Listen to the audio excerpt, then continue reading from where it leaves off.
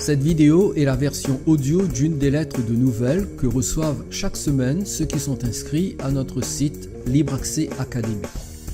Si vous aussi vous souhaitez recevoir nos lettres hebdomadaires, cliquez sur le lien en dessous de cette vidéo.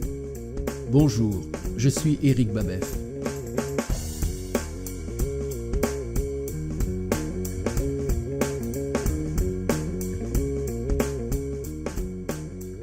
Dans ma précédente lettre, je vous ai parlé de notre besoin de discernement spirituel face aux nombreux enseignements bibliques auxquels nous pouvons être exposés, surtout depuis l'émergence d'Internet. Je me suis arrêté sur la première condition à remplir pour être capable d'exercer le discernement lorsque nous lisons ou entendons un enseignement. Faire preuve d'humilité. Le psaume 25 et le verset 9 dit au sujet de Dieu: il enseigne aux humbles sa voie. En d'autres mots, nous ne venons pas vers la Bible en brandissant les prétentions de notre ego qui est persuadé de tout comprendre facilement et rapidement. Si cela est possible dans le domaine naturel, comme lorsque vous suivez un nouveau cours universitaire ou apprenez une nouvelle technique professionnelle, ce n'est pas pareil lorsqu'il s'agit de la vérité de la parole de Dieu. Il faut venir vers la Bible avec humilité. Il y a deux mythes qu'il faut dénoncer concernant la Bible. Le premier, c'est qu'il s'agit d'un livre que tout le monde peut facilement comprendre. Le second, c'est qu'il suffit de lire plusieurs livres écrits par des pasteurs connus pour bien saisir le message de la Bible. C'est ainsi que certains chrétiens évangéliques croient bien connaître la Bible depuis qu'ils ont lu quelques livres de John MacArthur et de Wayne Grudem. Non. La Bible n'est pas facile à comprendre. Non, on ne la connaît pas après avoir lu quelques ouvrages de théologie et un ou deux commentaires bibliques.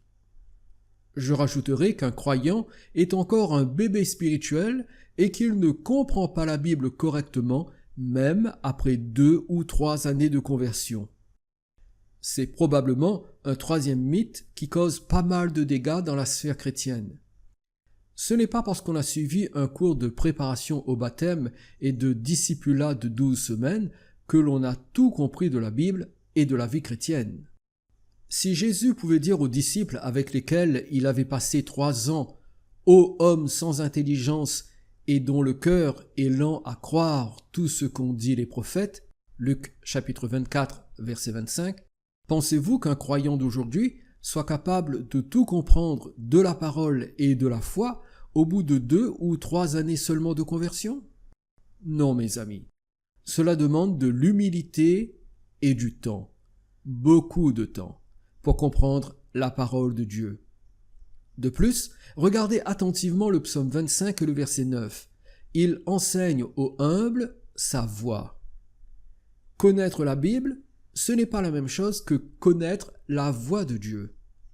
Connaître la voix de Dieu signifie comprendre ce que le Seigneur veut pour les croyants de la Nouvelle Alliance et comment la révélation de sa volonté a progressé tout au long de la Bible.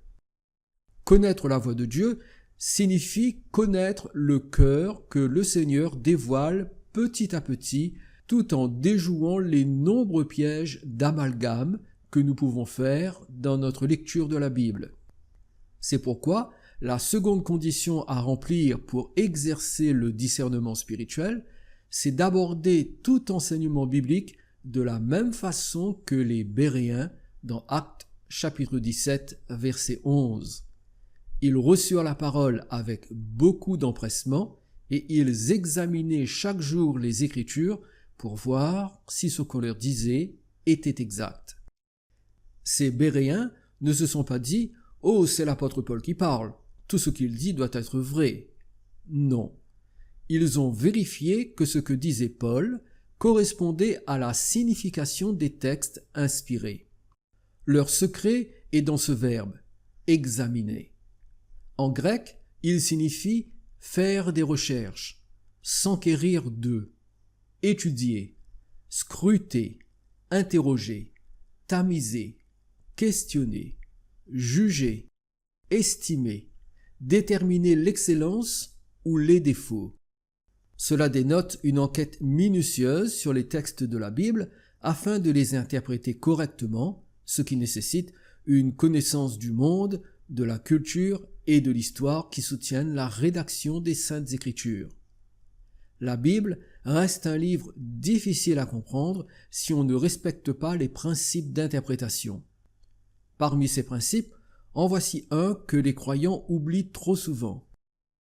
Paul dit dans 2 Timothée chapitre 2 verset 15 « Efforce-toi de te présenter devant Dieu comme un homme éprouvé, un ouvrier qui n'a point à rougir, qui dispense droitement la parole de la vérité. » Le verbe traduit par dispense signifie littéralement couper, comme dans le cas d'un artisan habile, d'où la mention de l'ouvrier. La version française King James traduit plus fidèlement. Étudie afin de te montrer approuvé à Dieu, un ouvrier qui n'a pas à avoir honte, divisant droitement la parole de vérité. Qu'est-ce que cela nous apprend? Eh bien, nous apprenons qu'il est important de ne pas tout mélanger, de tout amalgamer comme je l'ai dit plus haut, c'est-à-dire d'incorporer ou de fusionner ce qui doit être séparé. Nous devons bien faire la séparation entre les différentes économies divines. Tout ce qui est écrit dans la Bible ne nous concerne pas forcément. Par exemple, attention de mélanger des éléments du judaïsme avec la Nouvelle Alliance. C'est la grande tentation à la mode aujourd'hui. Il n'y a qu'à voir le nombre sans cesse grandissant de chants mettant en avant le vocabulaire hébreu. Kadosh, Saint, Yeshua, Jésus, Hamashiach, Messie, etc. Il n'y a rien de mal à cela, tant qu'on n'essaie pas d'incorporer à la foi en Jésus des croyances ou des pratiques propres au judaïsme et qui contredisent même l'Évangile. Par exemple, il y a quelque temps de cela, j'ai entendu un prédicateur messianique enseigner que les commandements de Dieu sont si importants que tout homme qui se convertit à Jésus devrait non seulement observer le sabbat et les fêtes de l'Ancien Testament, mais aussi se faire circoncire, quel que soit son âge et sa race. Se faire circoncire quand on rencontre Jésus? De qui se moque-t-on? Cette affirmation est totalement contraire à l'évangile du Christ, car le chrétien n'est plus sous la loi mosaïque. Il a changé d'économie divine. Voir 1 Corinthiens chapitre 7, verset 18, Galates chapitre 5, verset 2. Un autre exemple, c'est de croire qu'Israël est la racine de l'Église. D'ailleurs, il n'est pas rare d'entendre que nous, les chrétiens, nous devrions revenir à nos racines hébraïques ou juives. Cette allégation repose sur Romains chapitre 11, versets 17 et 18. Mais si quelques-unes des branches ont été coupées, et si toi, qui étais un olivier sauvage, tu as été greffé parmi les branches restantes, et tu es devenu participant de la racine et de la sève de l'olivier, ne te vante pas aux dépens de ces branches. Si tu te vantes, sache que ce n'est pas toi qui portes la racine, mais c'est la racine qui te porte. Dans ce texte, la racine désigne-t-elle Israël? Beaucoup le croient, mais c'est faux. Ce n'est pas du tout ce que dit Paul. Notez qu'il est question de branches, au pluriel, et de la racine. Qu'est-ce que cela signifie? C'est assez simple à comprendre. Il suffit d'observer ce qui est écrit. Si vous lisez l'ensemble du chapitre, vous verrez que les branches coupées, ce sont les Juifs qui ont rejeté Jésus comme Messie. L'olivier sauvage greffé à leur place, ce sont les païens, ou non-juifs, convertis à Jésus et formant l'Église. La racine n'est rien d'autre que la révélation de Dieu par Jésus-Christ. En d'autres mots, il y a toujours eu un peuple spirituel de Dieu. Il était autrefois composé de Juifs auxquels avait été donnée la révélation de Dieu par la parole qu'ont transmise les prophètes. Mais la parole a été faite chair pour une révélation plus complète de Dieu. Jean chapitre 1er verset 14.